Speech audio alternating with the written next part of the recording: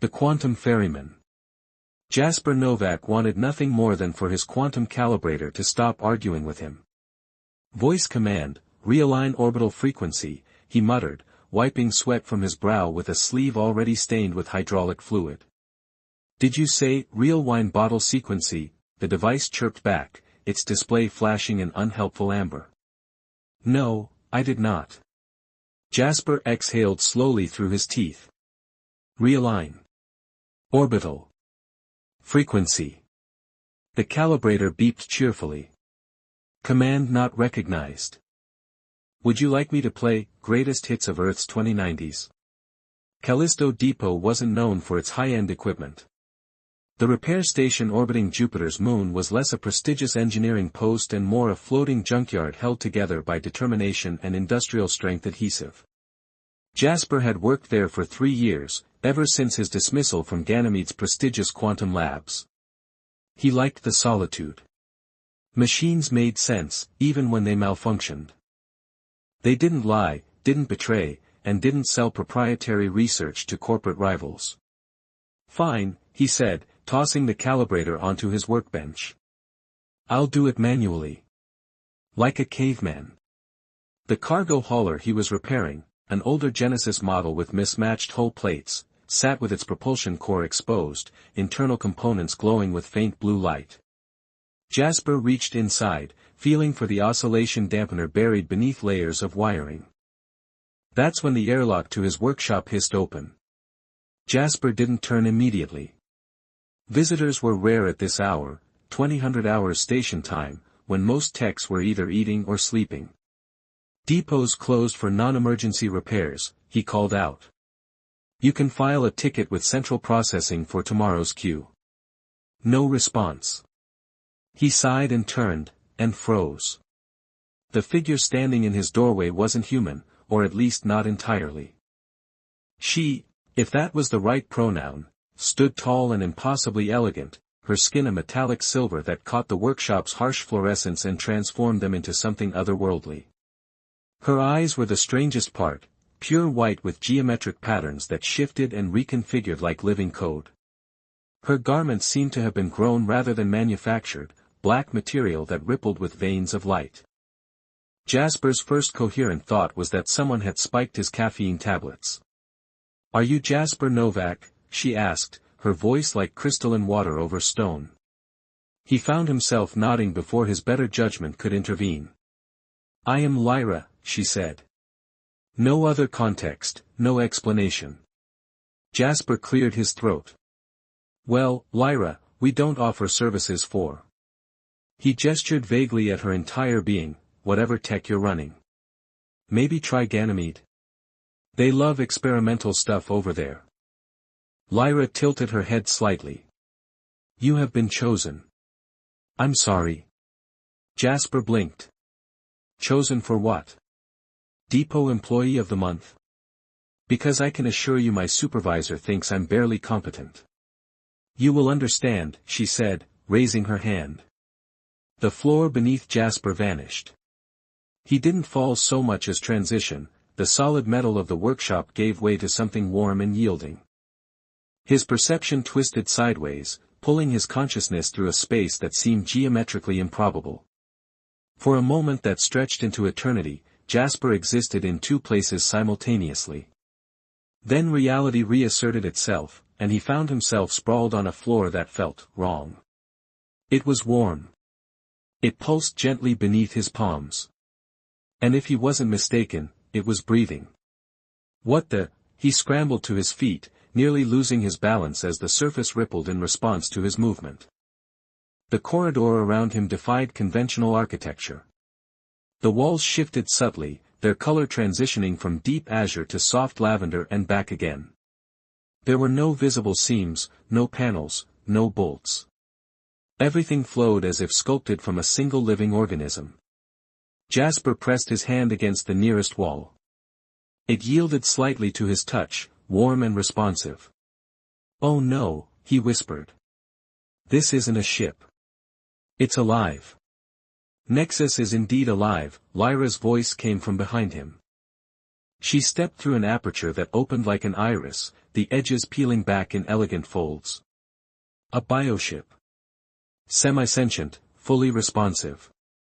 Jasper fought the urge to hyperventilate. You can't just abduct people. There are laws. Regulations. Forms to fill out, at the very least. Your consent was not required, Lyra said, her expression unchanging. You were chosen by Nexus itself. Your neural pathways initiated response sequences we haven't documented in centuries. My neural, Jasper stumbled back, bumping into the opposite wall, which seemed to curve away from him in what felt oddly like embarrassment. Listen, I'm a repair technician with a spotty employment record and a credit score that would make an accountant weep. Whatever you think I am, I'm not it. The corridor shivered, a ripple passing through the entire structure. A panel on the wall split open, revealing a recess that contained a steaming cup. The liquid inside was deep amber, with an aroma that reminded Jasper of the premium earth coffee he could never afford. Perfect temperature, Lyra observed. Nexus has already begun calibrating to your preferences. Jasper stared at the cup, then at Lyra, then back at the cup. After a moment's hesitation, he took it. The first sip was indeed perfect, rich, complex, with notes of caramel and something he couldn't identify but that somehow reminded him of his childhood. Oh no, he said, taking another sip despite himself. It does like me. Lyra's lips curved in what might have been the faintest suggestion of a smile. I am Nexus's guide. You are now its synapse. It's what now? A bioship requires connection, to its guide, who provides direction, and to its synapse, who provides humanity. She crossed her arms. You were not my choice. But Nexus has imprinted on you, and that connection could save countless lives. Or end mine, Jasper muttered, but he took another sip of the coffee. Where exactly are we going? Lyra's geometric eyes flickered like captured lightning. To the edge of known space, where the last archive ship waits. To the beginning of a war only Nexus can prevent. Jasper waited for further explanation. When none came, he sighed. Will there at least be decent food? Because the depot's synthetic protein cubes were slowly killing my will to live. The wall panel next to him slid open again, revealing something that looked like a pastry but pulsed with gentle bioluminescence. I'll save that for later, Jasper said weakly. Jasper's sleeping quarters aboard Nexus defied his expectations of spacecraft accommodations. Instead of the cramped, utilitarian compartment he was accustomed to, he found himself in a spacious chamber where the walls curved organically, bathed in soft blue light that dimmed when he thought about sleeping and brightened when his mind wandered. The bed, if you could call it that, was a gently concave depression in the floor that adjusted its firmness to his body. When he first lay down, tendrils of warmth had curled around him, not restraining but comforting, like a weighted blanket with intent. This is deeply weird, he told the ceiling, which rippled in what he was beginning to recognize as amusement. After a fitful sleep filled with dreams of stars that spoke in geometric patterns, Jasper woke to find the room transformed. The walls now displayed what appeared to be a real-time view of space outside, though no conventional spacecraft would waste energy on such extravagance. Good morning, Synapse Novak, came a voice, not Lyra's, but lighter, more musical, seeming to emanate from everywhere at once. Jasper bolted upright. Who's there? This is Nexus, the voice replied. Guide Lyra suggested I begin direct communication.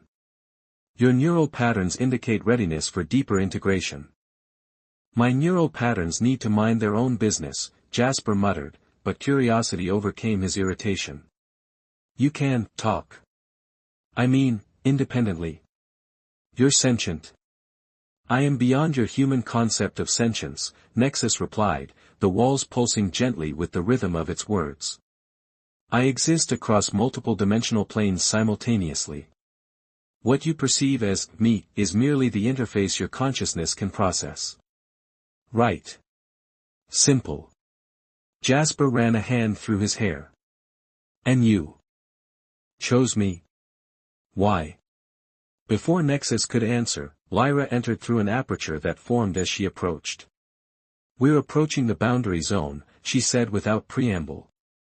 "You should be present for transition." Jasper followed her through corridors that seemed to anticipate their path, opening before them and closing behind. They arrived at what he could only describe as a command center, though it bore little resemblance to any spacecraft bridge he'd seen. The chamber was spherical, with no clear distinction between floor, walls, and ceiling. At its center hovered a translucent globe showing stellar cartography that shifted and realigned as he watched. Around the periphery, various recessed areas pulsed with light and organic technology that defied classification. "Where do I sit?" Jasper asked. "You don't," Lyra replied, stepping into one of the recesses. As her feet touched the surface, it illuminated, rising to form a platform that partially enclosed her. "You stand there." She nodded toward a circular depression directly across from her. Jasper hesitantly took position. The moment his boots touched the surface, energy surged through him, not painful, but overwhelming, like plunging into an ocean of raw data. His vision blurred, then clarified to reveal layers of information superimposed over reality. "What's happening?" he gasped. "Neural synchronization," Lyra said, her voice distant. "Nexus requires your emotional input for full space transition." "My what for?" The universe twisted. Reality compressed, folded, and inverted. Jasper's consciousness fragmented into countless shards, each one experiencing a different possibility, a different timeline.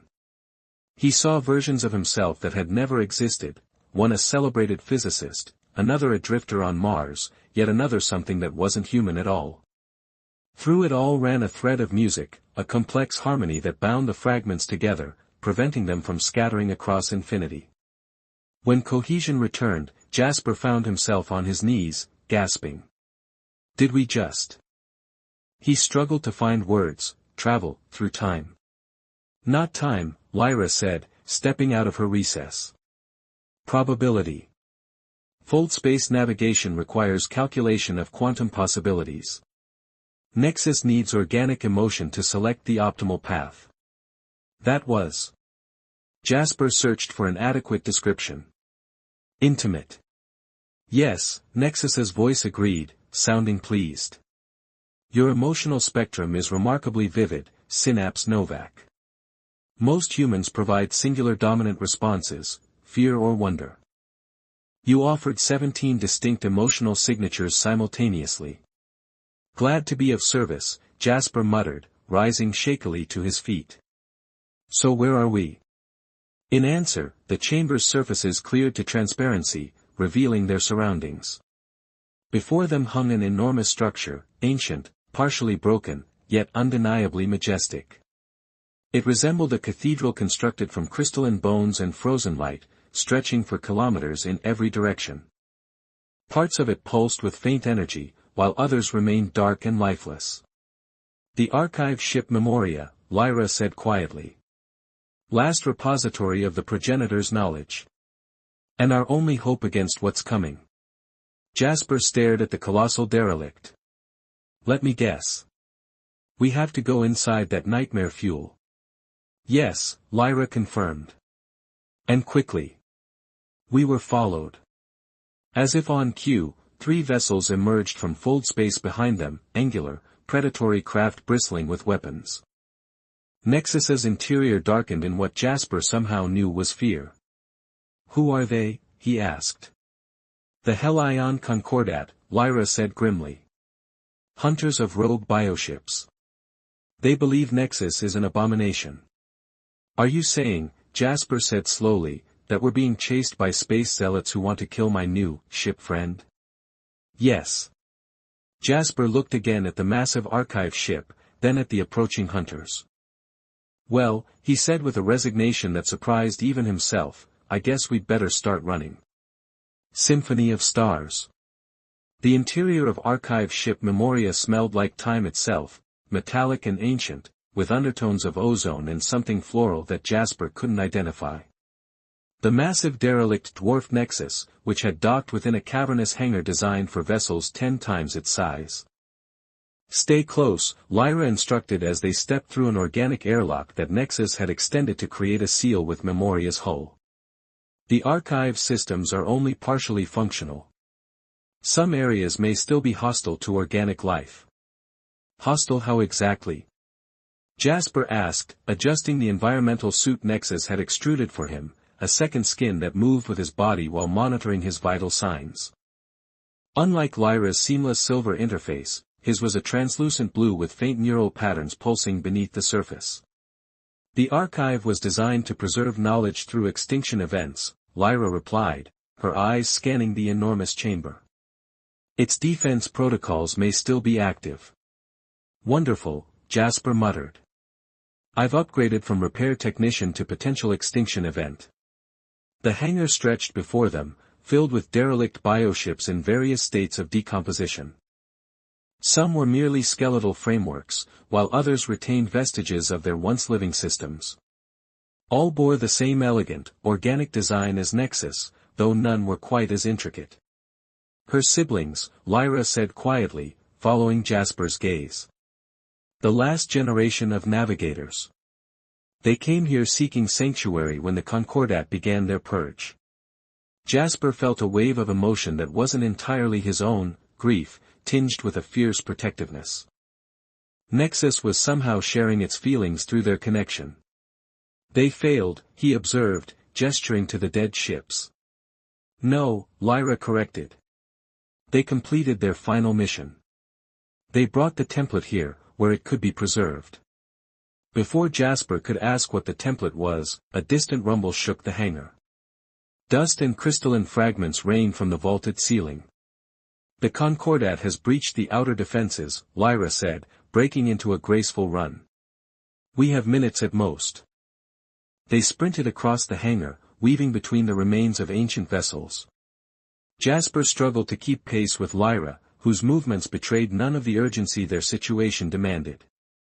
They reached an archway that widened as they approached, as if the archive recognized them. Beyond lay a corridor that curved gently upward, illuminated by strips of bioluminescence that flickered to life ahead of them and faded behind. The archive is waking, Lyra observed. It senses Nexus. Is that good or bad? Jasper panted. Unknown. The corridor ended at a circular chamber dominated by a pillar of shifting light, data made visible, flowing in complex patterns that reminded Jasper of the geometric shapes in Lyra's eyes. The knowledge core, she breathed, approaching it with reverence. Jasper hung back, overwhelmed by the complexity of the information streaming before them. What are we looking for? The template, the original genetic blueprint for all bioships. Without it, Nexus cannot reach its full potential. And with it? Before Lyra could answer, a new voice cut through the chamber, rough, amused, thoroughly human. With it, your pretty ship becomes the most dangerous weapon in the galaxy. Jasper whirled to find a figure leaning against the wall behind them. A woman, tall and lean, with skin the deep brown of earth mahogany and hair cropped close to her scalp. Her left eye gleamed silver, clearly artificial, while her right was a natural amber. She wore a patchwork flight suit adorned with insignia from a dozen different stellar authorities, most crossed out or deliberately defaced. Zephyr, Lyra said, her posture shifting subtly to what Jasper recognized as combat readiness. You were reported executed on Ganymede. The woman, Zephyr, grinned, exposing teeth filed to points. Reports of my death were greatly exaggerated. And profitable. Her gaze shifted to Jasper. So this is your new synapse. Bit scrawny, isn't he? Who exactly are you? Jasper demanded, trying to project confidence he didn't feel. Former Concordat pilot. Current independent contractor. Occasional thief of extremely valuable artifacts. She pushed off from the wall with a fluid grace that suggested cybernetic enhancements. And the only person who can get you out of here alive. Another rumble shook the chamber, stronger this time. Dust drifted from cracks in the ancient ceiling. The Concordat deployed excavation charges, Zephyr explained casually. They're carving a path straight to the core. Standard protocol when hunting rogue ships. Why should we trust you? Jasper asked. Because I've been waiting for you, or someone like you, for 3 years. Zephyr's expression hardened. The Concordat isn't what I signed up for. They're not preserving order anymore. They're eliminating anything they can't control. Lyra studied her for a long moment. You know where the template is. Better. Zephyr tapped her artificial eye.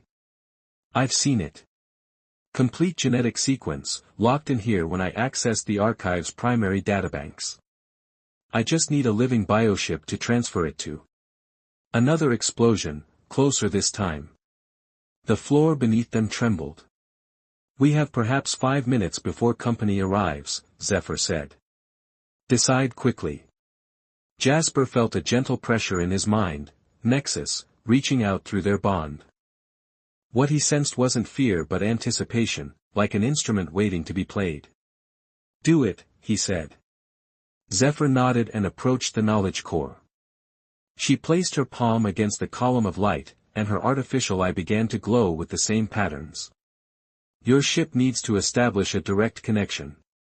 Can you bring it here? Nexus can't move from the hangar, Lyra said. The connection must be through the synapse. Both women turned to Jasper. Oh, you've got to be kidding me, he muttered. The process was less painful than Jasper had feared, but more invasive than he could have imagined. Zephyr connected a filament from her cybernetic eye directly to his temple, creating a circuit between herself, Jasper, the knowledge core, and through him, Nexus. Information flooded through him, not as data or images but as music, a complex symphony of genetic code translated into harmonies and rhythms. He understood none of it consciously, but Nexus did, absorbing the template through their link. As the transfer neared completion, the chamber's entrance exploded in a shower of crystalline fragments. 3 figures stepped through the smoke, clad in armor that seemed to absorb light rather than reflect it. Their faceplates were blank, save for a single horizontal slit glowing crimson. Concordat purifiers, Zephyr hissed. Elite hunters. The lead purifier raised a weapon that resembled a living thing more than a gun. Surrender the template and the aberration ship. The human may be spared. Generous offer, Jasper said through gritted teeth, still locked in the transfer circuit. But we'll pass. The purifier's weapon began to charge, gathering energy that distorted the air around its barrel. Lyra moved with impossible speed, her silver form blurring as she launched herself at the hunters. Her arms transformed mid-leap, reshaping into bladed appendages that sliced through the lead purifier's armor like it was fabric. The remaining 2 opened fire, but Lyra twisted between their energy beams, her body flowing like quicksilver. One shot went wide, striking the chamber wall. The other hit the knowledge core. The pillar of light fluctuated wildly, and Jasper screamed as energy surged through him. The connection between him and Nexus flared white-hot, burning through his consciousness. In that moment of agony came clarity. He saw what the template truly was, not just a genetic blueprint but a key, unlocking capabilities suppressed in the bioships for reasons now obvious. With full access to their latent abilities, bioships could rewrite reality on a quantum level, altering the fabric of spacetime itself. The Concordat didn't fear bioships. They feared what bioships could become. As suddenly as it began, the pain subsided. The knowledge core stabilized, its light dimming to a gentle pulse. The transfer was complete.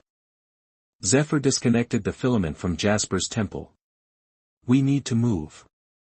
The whole archive is destabilizing. Lyra had dispatched the purifiers, though not without cost. A deep gash across her abdomen leaked a silvery fluid that evaporated upon contact with air. Can you walk? She asked Jasper. He nodded shakily. Nexus has the template. And more, Lyra said, her eyes widening slightly as she accessed information through her link to the bioship. The archive transferred its entire database. Nexus now carries the complete history and knowledge of the progenitors. Which makes it an even bigger target, Zephyr interjected. We need to reach the hangar before the rest of the Concordat fleet arrives. They ran, Jasper struggling to keep up as the ancient structure began to collapse around them. Entire sections of corridor disintegrated behind them, and twice they had to detour around blocked paths. When they finally reached the hangar, Nexus was waiting, but transformed. The bioship pulsed with new energy, its hull now infiltrated with veins of golden light that shifted and realigned continuously. The organic airlock had been replaced by a translucent membrane that rippled like the surface of a pond. It's beautiful, Jasper whispered. It's evolved, Zephyr corrected. The template was designed to activate dormant capabilities in emergency situations. They rushed aboard, the membrane parting to admit them and sealing instantly behind. Inside, Nexus had changed as dramatically as its exterior. The corridors were wider, more defined, and filled with a golden light that seemed to bend around them as they moved. As they reached the command chamber, Jasper felt Nexus's presence in his mind, stronger now, more articulate, yet still fundamentally alien. The Concordat fleet has arrived, Lyra announced, taking her position in the command recess, which now illuminated with complex holographic displays. 7 vessels, Formation Delta. Standard Extinction Protocol. We can't outrun them, Zephyr said, studying the tactical projections. And we can't fight them. Not even with the template. Jasper stepped into his own recess. The connection with Nexus snapped into place instantly, flooding his consciousness with information. But this time, he wasn't overwhelmed. He could interpret the data flow, could feel Nexus guiding him through the complexity. We don't need to run or fight, he said, surprised by the certainty in his voice. Nexus knows what to do. Lyra and Zephyr exchanged glances. Trust me, Jasper said. Trust us. Through their bond, he directed Nexus to activate a sequence buried deep within the template, something the progenitors had encoded as a last resort, a final defense against extinction. The bioship responded instantly. The golden light suffusing its systems intensified, coalescing around the core of the vessel. Jasper felt reality flex around them, quantum possibilities multiplying exponentially. What's happening? Zephyr demanded, clutching a support structure as the ship began to vibrate. Fold space transition, Lyra said, her voice filled with wonder. But not like any I've seen. Jasper closed his eyes, surrendering completely to the bond with Nexus. Together, they reached beyond conventional spacetime, beyond the limitations of three-dimensional travel. When he opened his eyes again, the viewports showed not stars but an entirely different reality, a realm of pure energy, where quantum streams flowed like rivers of light between islands of condensed possibility. The quantum stream, Lyra breathed. It's supposed to be theoretical. Not anymore, Jasper said, grinning despite his exhaustion. The Concordat can't follow us here. They don't have the template, and they don't have, he hesitated, searching for the right word, the harmony that Nexus requires. Zephyr approached one of the viewports, her expression a mixture of awe and calculation. Do you realize what this means? With access to the quantum stream, we can travel anywhere instantaneously. No fold space delays, no relativistic limitations. We can reach worlds beyond the Concordat's influence, Lyra agreed. Find others like us. Build something new. Jasper felt Nexus's agreement resonating through their bond, not as words but as emotional certainty. The bioship had found its purpose, and through their connection, so had he. So, he said, leaning back in his recess as the golden light of the quantum stream played across his features, where should we go first? Lyra's lips curved in a rare smile. Everywhere. As Nexus glided through the impossible reality of the quantum stream, Jasper reflected on how quickly his life had changed. 3 days ago, he had been arguing with a malfunctioning calibrator in a forgotten repair bay. Now he was navigating dimensional currents no human had ever seen, bonded to a living ship that carried the knowledge of an ancient civilization. He should have been terrified. Instead, he felt at home. Through their connection, Nexus shared its contentment, and something else, a concept Jasper struggled to translate into human terms. Not quite hope, not quite determination, but a promise. They were just beginning. Around them, the symphony of stars played on, a melody of light and possibility that stretched into infinity.